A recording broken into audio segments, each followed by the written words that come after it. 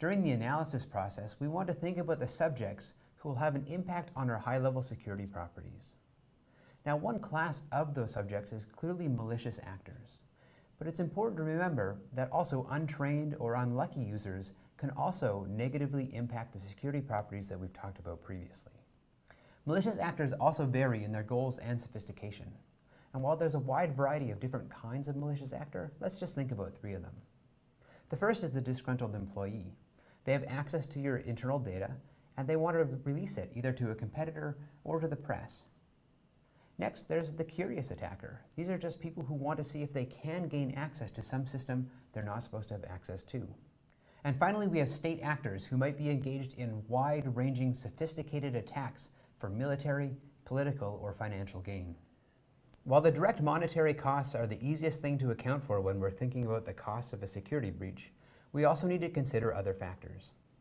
The first are the personnel costs associated with detecting and fixing these breaches. Also, we want to be thinking about our customers. Is there a reputational risk to them, having depended on the service? And are there reputational risks to us, having a service that can be breached? Also, there are risks to individuals if their privacy or personal data has been compromised. While these risks might be incurred by your company, they could also have legal consequences that are important and should be considered as well. Another important factor to consider is what the bad actor is trying to achieve by defeating the security of your organization or application. So while it's easy to think about direct financial gain, they might also just be interested in stealing the end user data for your users so they can violate their privacy. Alternatively, they might just want to disrupt the productivity of your organization or damage your reputation. Finally, a bad actor might want to steal your corporate data or acquire intellectual property that they wouldn't otherwise have access to.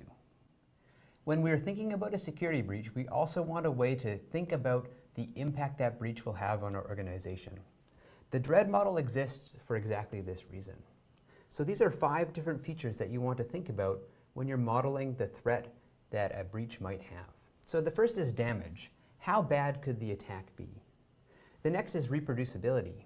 How easily can the attack be reproduced? Next, we have exploitability, and that's how hard is it to actually perform the attack. Next, we have the number of affected users. If you have a breach that affects only 1 person, it's not going to be nearly as impactful as one that impacts 10 million. And finally, there's discoverability. How hard is it to figure out about this vulnerability? What we want to do is, once we have an idea of each of these 5 features, is we want to give them a score from 1 to 10. Right? So we'll have a score from 1 to 10 for damage, reproducibility, exploitability, affected users, and discoverability. And what we're going to do is we're going to add those all up. Right? And this is going to give us a full score which will account for the risk that a breach will have, the impact that breach will have on our organization. And what we'll do at the end is we'll just divide this by 5, just as a way of normalizing this risk so that we can compare different types of exploits for our systems.